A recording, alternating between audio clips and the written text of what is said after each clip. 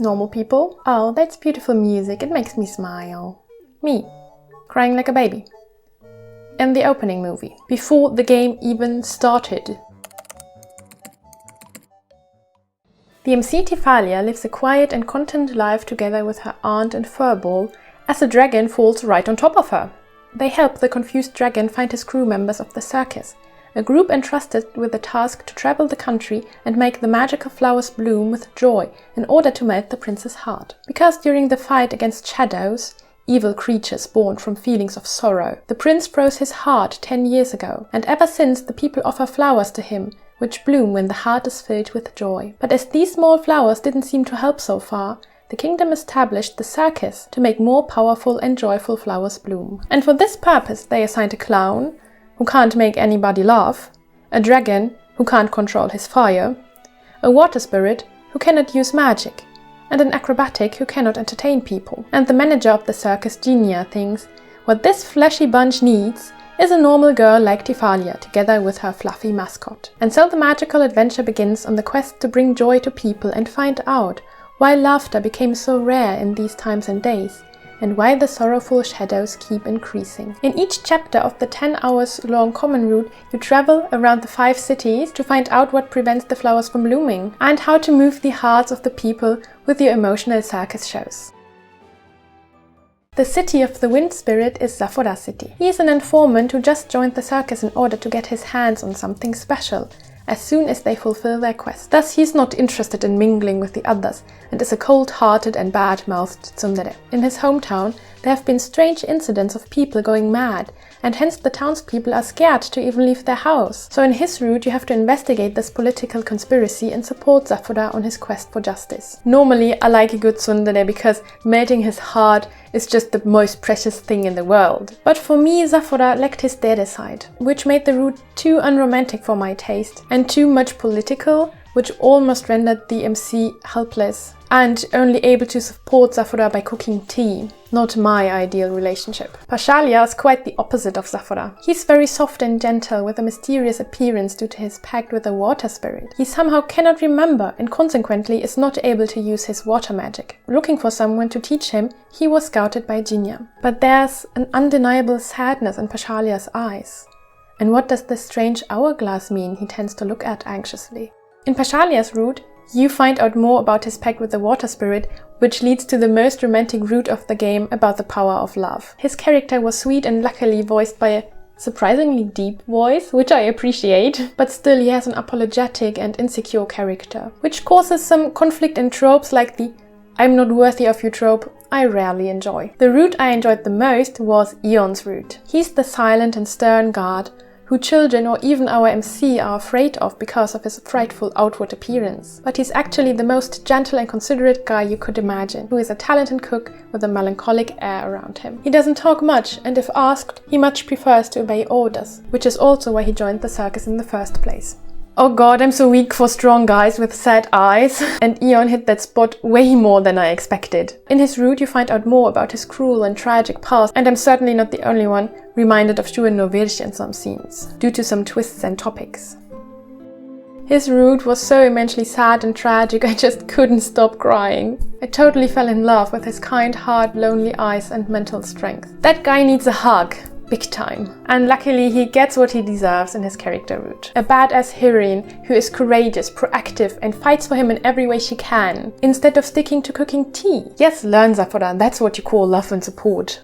Her bold moves in Eon's route made me admire her so much, and I really feel the strong love they connect. And though every route has one sweet and rather tame Kissiji, Eon's Kissiji was the longest and most intense, which earns him my most sexy award. Definitely my favorite route and character in the game. Though I liked the route order I played in, I don't think it matters in which order you play the first 3, but you should definitely play Daddy last. He has been with Tifalia ever since her parents died and she was taken in by her loving aunt. In order not to shock her that her cuddly furball also has a human form, Daddy tries to hide this from Tifalia. Hence his route is about how they define their relationship. Is he pet, father, brother or lover? And of course, that wasn't the only secret Daddy keeps from Tifalia. While I generally enjoyed the conflicts in Daddy's route, I wish he would have been more proactive and had not hidden behind his role as a father for Tifalia. In my opinion, he was in constant denial of his feelings for Tifalia, which caused her quite some pain, and again, the I'm not good enough for you trope. So though this fluffy mascot is voiced by my favorite voice actor of all time, I didn't enjoy his route as much as I expected. It contains some major spoiler for the story overall, but the personal conflicts felt a bit unnecessary for me, and the ending rushed.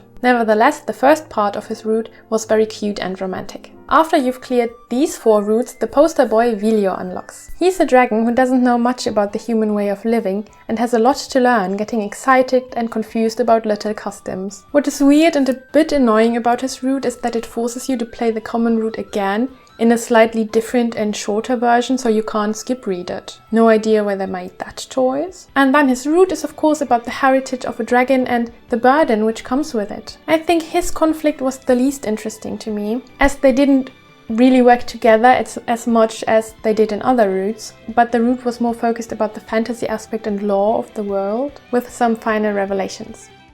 This game is one of the games you might not buy for the plot, but for the stunning art. At least that is how it was for me. If you remember my Radiant Tale announcement video, I wasn't super hyped, but the appearance of my favorite voice actor kind of made me buy the game. I didn't want to buy this game, but now I kind of have to. We have Young's voice actor, who voices the furball Radi, similar to his work as a cat yokai in Clap. I also loved Eon's voice actor. You can also meet in Tokimemo 4 as Minoru. You might know Vilio's voice actor from Olympia Soiree's Yosuga, Sanderon Paliksa Yuren, or Suzu in Jack-chan. Another reason to buy the game could be Zafura's voice actor, if you like Ryuki and Cupid Parasite, Mihaya in Paradigm Paradox, or Tsubame no in Nilatmirari no Tenbin. He also voiced Dill in Nekopada, where Pashalia voiced Sage, and Benki in Bidoshana. That's talent. He really has such a nice, deep voice. It makes me want to play all of his other games. But links to the ones I've reviewed so far you'll find in the description. And that is combined with some gorgeous art by the same artist like Want of Fortune, Laine de Fleur or Variable Barricade. And you don't need me to tell you that the sprites, backgrounds, the numerous CGs and chibi CGs just look gorgeous, and they're probably one of the most beautiful ones you've ever seen. And the soundtrack has a handful of stunning tracks as well. I would describe Radiant Tale as a Disney movie Otome game. It looks bright and colorful and tells a story about an adventure with friends, about the power of love and friendship in a fantasy setting. It deals with quite heavy topics if you look closely, but deals with them lightly, without going too much into detail or emphasizing the tough parts of it too much. What makes the game kind of child-friendly, as it teaches heartwarming lessons about the power of friendship and hope. If I had a child, I would make it play Radiant Tale to learn some valuable lessons about relationships, not giving up, or being proud about yourself. On the other hand, you might feel that the problems, especially in the common route, are treated a bit superficially, as some of these problems might as well have filled an entire game.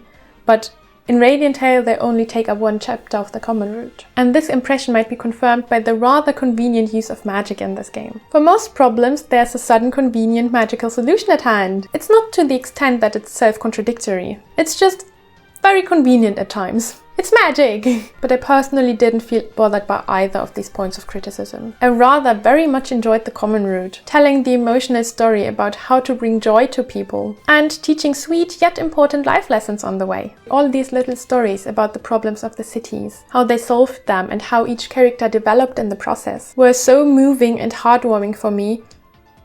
I cried at every single circus performance and every single chapter of the common route. And I enjoyed it so much. It was the best and purest form of happy crying, with a big fat pile of tissues next to me, which was doubled playing Eon's route. And me liking the common route that much led to something a bit unusual for me. I think I liked the common route more than some of the character routes. Let me explain why. I expected the character routes to be slightly more romantic, and especially Zafura didn't make my heart skip a beat. In general, I would say the romance is more on the lighter side, though it still plays an integral part. Then the character routes are a bit short, with about 4 to 5 hours, which led to some love endings feeling a bit rushed, as the game is generally plot driven, and that plot sometimes suffered from some convenient solutions, and the overuse of the I'm not good enough for you trope optionally combined with the "that's why I must leave you" trope. But in spite of these downsides, I think the story was very well paced. You immediately get thrown into the action starting with the first performance. And also in the character roots happens quite a lot. Though I haven't played Café Enchanté yet, I have the strong feeling that Radiant Tales vibes might be similar to Café Enchanté, with cheerful looks but angsty roots and more lighter romance. To my very surprise, I would say the Japanese level in this game is around lower intermediate level. You will have to wrap your head around some magical words or made up words out of katakana, don't know which one is worse, but the majority of the dialogue is more slice of life. And to get a better picture, you can watch my Radiant Tales streams. And if you want to talk about this game, be it about the Japanese level or just because you like Otome games, then feel free to scream with us about Otome games in the Discord or talk to me on Twitter. Overall, I think Radiant Tale is for people who enjoy colorful fantasy settings, might value art over story or plot over romance. I can imagine that you will love Radiant Tale if you liked Café Enchanté. It tells a touching story about the power of love and friendship, self-love and surpassing oneself. It's really the Disney movie of Otome games. It's happy and sad at the same time. And the game itself accomplishes what the characters in the game set out to do. Tell a moving story about love, bring joy to the players. And I'm sure Radiant Tale will be able to make some of the flowers of joy in our hearts bloom as well. If you enjoy colorful fairy tale settings, then you should definitely check out Sandiron Palika, a new take on the Cinderella trope in a pink yet dreary setting.